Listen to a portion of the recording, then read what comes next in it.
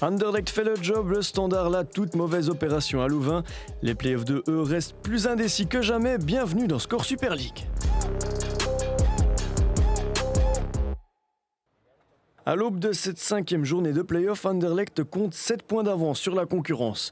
Il faut donc impérativement gagner contre Gand pour ne pas laisser l'espoir de titre renaître chez les autres équipes. Reste à voir si le synthétique du Crossing Schaerbeek sera l'endroit idéal pour engranger une nouvelle victoire. Du côté de Gand, on rumine encore la défaite frustrante de la semaine dernière contre Louvain, mais on récupère Ella van Kerkhoven de retour de blessure. Malheur au retardataire, 10 secondes de jeu à peine et Tessa Willart est lancé en profondeur, sans succès. La rencontre est hachée, tendue et les esprits s'échauffent rapidement. Jacques Fauch-Willart. Dans la foulée, la Red Flame se venge sur Van Bell. La tension monte et l'arbitre calme tout ce petit monde avec 3 cartons jaunes.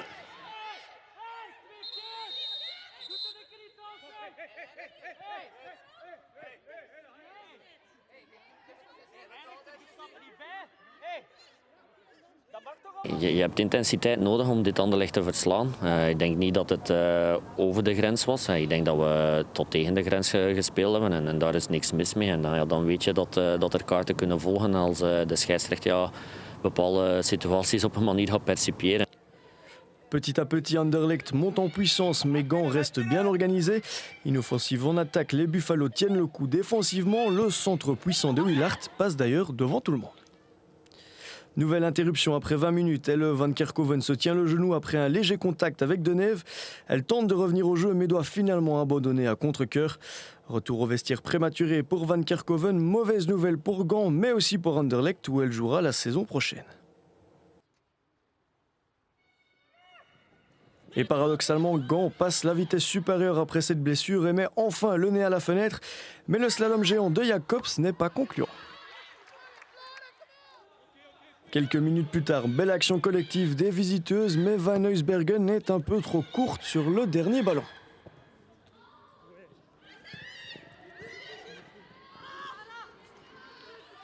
Réponse du berger anderlechtois à la bergère, l'inévitable Tessa Willart tente sa chance, mais Evrard est à la bonne place.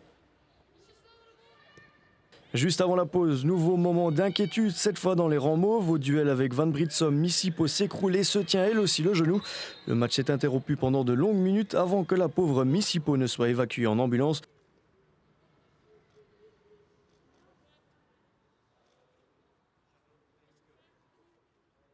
Toloba semble touchée et elle n'est pas la seule. Ik zou niet zeggen dat onze eerste helft echt goed was, maar ook een paar keer stilgelegen en twee gekwetsten. Dus dat kroop ook een beetje in ons hoofd, denk ik. En dat is nooit niet leuk om mee te maken. Dus we moesten even bekomen en we kwamen niet in ons spel. Une dernière action digne de ce nom juste avant la mi-temps. Elle est pour Gand avec cette belle tête croisée de Jacobs. Aucun problème pour Roders, c'est 0-0. Les Buffalo tiennent bon face au leader. Ik denk een heel intensieve eerste helft, waar dat het wel in evenwicht lag volgens mij. Zonder echt heel veel uitgesproken kansen.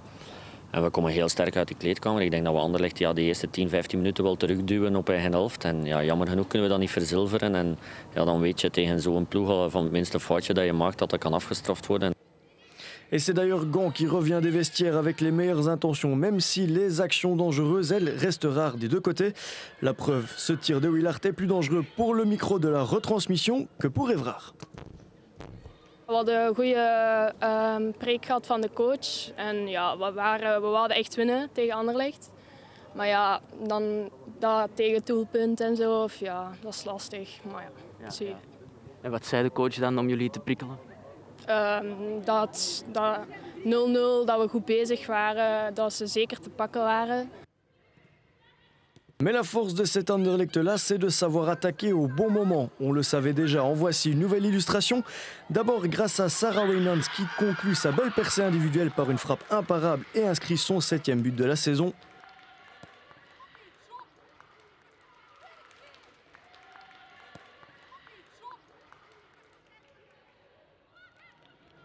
Puis par Tessa Willart qui fait étalage de toute sa classe et plante un lob magnifique dans un angle très fermé et sans regarder s'il vous plaît. Anderlecht fait le break et c'est déjà le 33e but de la saison pour Willart.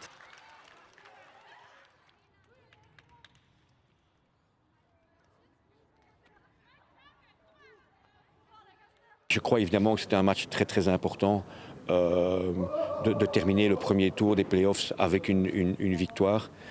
C'était évidemment, c'est vrai que tout le monde, je veux dire toute l'équipe, était tellement déçue de la qualité du terrain que je m'étais quand même posé pas mal de questions hier après l'entraînement. Mais franchement, quand je vois, je dis toujours, quand je vois la mentalité qu'elles ont affichée en première mi-temps, le staff et le coach ne peuvent être que très très fiers parce que je pense que là, avant tout, a été faite la différence. Les Mauves s'imposent finalement 2-0 et arrachent 3 points importants. Mais après la rencontre, tout le monde avait l'esprit ailleurs côté bruxellois et pensait à l'infortuné Cassim Issipo. Je veux dire évidemment qu'on pense que toute l'équipe pense à elle et c'était difficile de dire quelque chose ou de rajouter quelque chose à la mi-temps parce que toute l'attention était portée sur Cassie.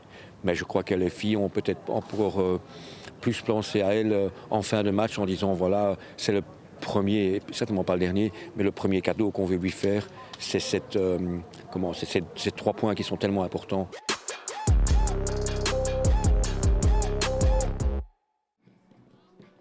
Duel pour la deuxième place entre OHL et le Standard. Avant le match, l'ambiance semble détendue. Les deux entraîneurs discutent tranquillement.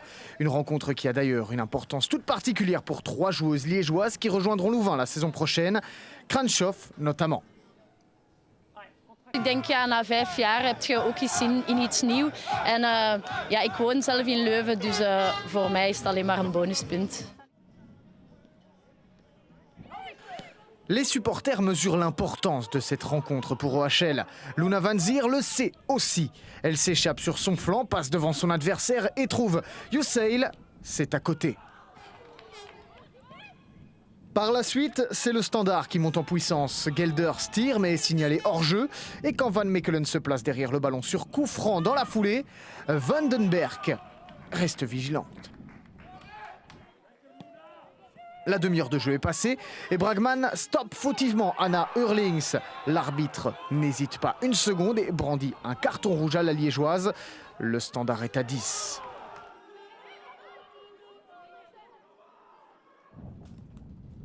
Mais le HL ne profite pas de cette supériorité numérique. Janssen est à la retombée d'un corner mais se heurte à la gardienne liégeoise. La tension monte et même le coach Lamara s'énerve. Il est donc sanctionné par l'arbitre. Juste avant la pause, dernière tentative louvaniste, Janssens trouve Yuseil qui concrétise et marque un but capital. C'est 1-0 à quelques secondes de la mi-temps.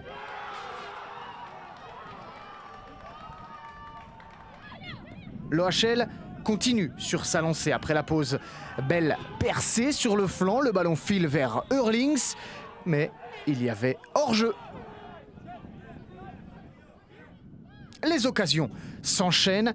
Corner pour Louvain. Le ballon retombe dans les pieds de Mertens qui fait le break. 2-0. Un but qui est célébré avec tout le banc. Heel blij omdat we trainen wel echt enorm op de corners en het is altijd net niet geweest en nu was het net wel op die corner, dus daarom wouden we ook even naar de trainers lopen omdat ja, ze steken er heel veel tijd in en dat is mooi dat dat nu beloond wordt. Avec ces 2 buts d'écart, le Standard est KO debout. Les tentatives liégeoises sont rares, très rares, même si le danger rôde toujours devant le but local. Des louvanistes qui restent, eux, affamés offensivement. Zenia Mertens veut son doublé personnel, ce ne sera pas pour cette fois. Même topo pour la remplaçante Leni Onzia qui rate sa chance, c'est toujours 2-0. Dans le temps additionnel, Van Eckerijk perd la balle. Van Mechelen met Tessiak dans le vent et c'est finalement Kranschoff qui plante le 2-1, le but de l'espoir face à son futur club.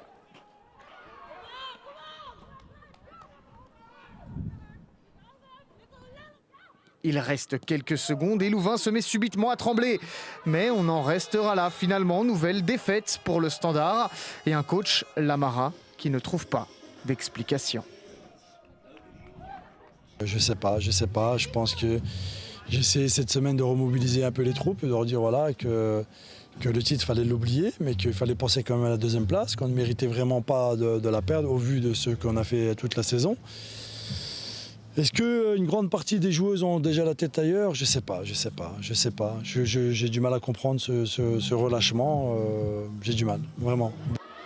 Du côté de Louvain, on fête cette victoire et la deuxième place. Cap maintenant sur le club de Bruges. Het is inderdaad misschien de belangrijkste wedstrijd woensdag om dat ook vast te houden. Maar ik denk dat we vandaag wel hebben getoond dat de groep heel hongerig is en dat ze dat ook gewoon willen. En als die wil er is, dan denk ik dat we heel veel kunnen hebben. De laatste paar weken wel bewezen, denk ik. Maar consistentie, en daar zoeken we nu achter. En ik denk dat dat gewoon een element gaat zijn woensdag. Die wedstrijd even fris en even agressief eigenlijk aanvatten en dan kijken wat we eruit kunnen halen.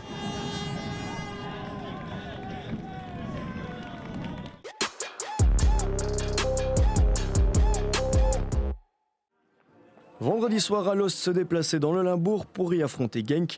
Un duel pour la première place des Playoffs 2 qui s'annonçait intense et très indécis.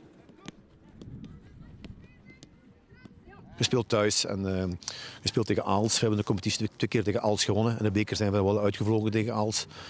En je moet gewoon die lijn doortrekken. Hè.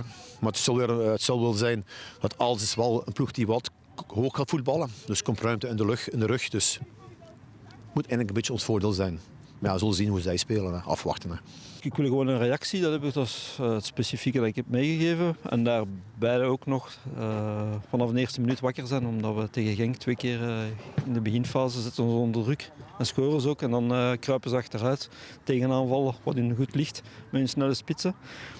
Dus we willen vandaag eens verrassen met zelf op voorsprong te komen en hopelijk lukt dat. Ja. Quelques minutes de jeu à peine et déjà une opportunité pour Genk. Deusters tente sa chance et frappe, mais Bakkerne est à la bonne place pour intervenir. Son homologue Van Wijngaarden est-elle beaucoup moins réussite? Sa paire de balles est fatale et Blav met déjà Alost aux commandes après 7 petites minutes. Par la suite, le match s'emballe, faute de main dans la surface et pénalty pour Alost. Van Mingerud ne se fait pas prier et place magnifiquement bien. Genk est cueilli à froid, Alost mène 0-2 après 20 minutes. Et les visiteuses maintiennent leur pression et les Rings trouvent le poteau, toujours 0-2, mais Genk a eu chaud.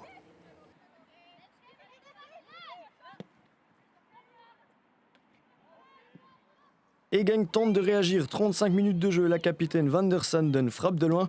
Bakkerne est impérial, c'est 0-2 à la mi-temps.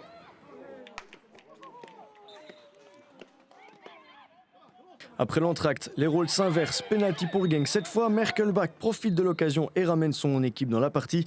Il reste 40 minutes pour espérer égaliser. Chose dite, chose faite, Genk revient à égalité 10 minutes plus tard. Le coup franc de Van der Sanden est magistral, c'est 2-2, tout est à refaire pour Alost. Tension maximale donc dans cette partie et il faut attendre la 83e minute pour revoir un but. Van Mulem est à la bonne place sur corner et place au fond, 2-3, Alost repasse devant. Mais malheureusement pour les visiteuses, Bakkerne est gravement touché et doit être évacué. Le diagnostic sera finalement lourd, fracture du péroné sur le banc, aucune gardienne et c'est Andries qui doit mettre les gants pour les 5 dernières minutes. Ja, de beslissing dat ik in doel ben gaan staan is eigenlijk omdat ik al eerder in doel heb gestaan. Vorig seizoen heb ik een paar keer bij de tweede ploeg in de goal gestaan en vandaar dat ik in de goal ben gaan staan. Malheureusement pour elle, la courageuse Andries déchante rapidement. Van der Sande au corner trouve Van de Steen qui remet les compteurs à 0. C'est 3-3 au bout du suspect. Met de corner kwam de bal toevallig in mijn voeten en kan hem binnenschieten en dat is heel tof. En dan valt Silke jammer uit en ja, dan is het heel jammer dat die vrije trap nog binnen gaat. We hebben domme tegengoals gekregen, denk ik. En ja, we moeten daar echt aan gaan werken, want ik denk dat er echt veel meer in zit voor ons, al een paar weken. Dus ik denk dat we zo terug moeten werken en samen de koppen moeten samensteken en op naar volgende week dan.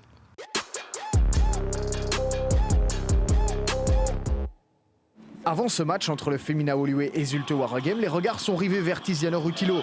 L'ex-coach de Charleroi deviendra l'entraîneur de Woluwe la saison prochaine, c'est officiel.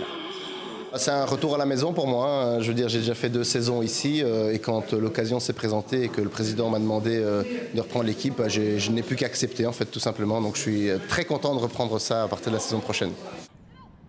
Zulte Waregem capitalise sur son récent 7/9 et rentre le mieux dans sa rencontre. Merchirs balance le ballon devant le but. Il retombe finalement dans les pieds d'Esther Bouabadi, mais la forêt de jambes bruxelloise l'empêche de tirer. Dans ce début de match, ce sont encore et toujours les visiteuses qui dictent le tempo. Rogiers se trouve une Gina Lisa Boyle complètement esselée, mais ça passe au-dessus. Auteur de 4 buts dans ses playoffs, Boyle aurait pu ou dû mieux faire sur cette action.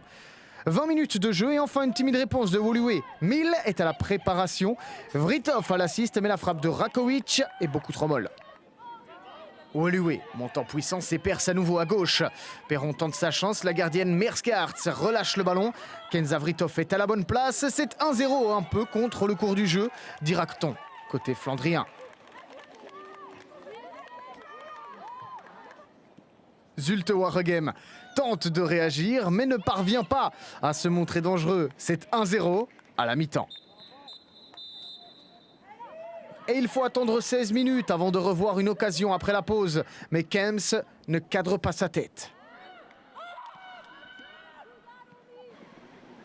Woluwe, qui n'avait pas encore pris de points dans ses playoffs, mène et fait le plein de confiance. La preuve, regardez l'audace de Marie Boujard. Le match s'équilibre de plus en plus. Grosse occasion pour Skirens, mais très bel arrêt de Willems pour sauver la mise.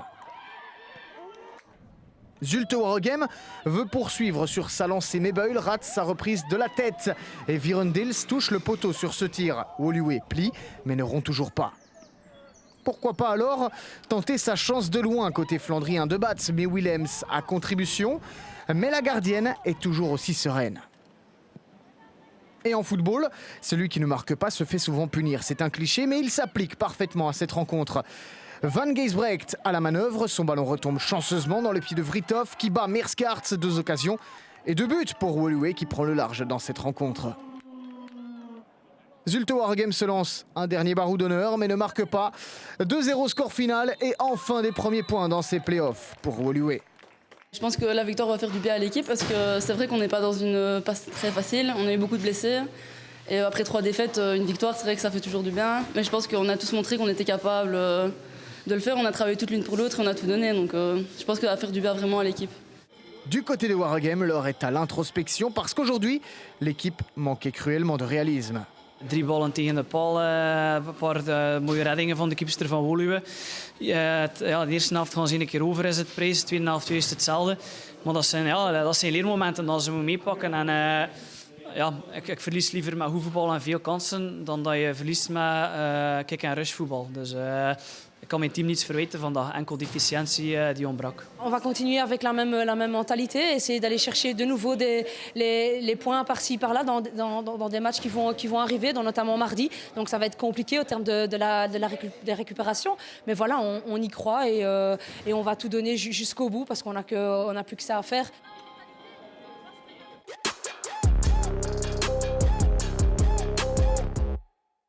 Jetons un dernier coup d'œil aux résultats de cette 5e journée de play-off en score Super League.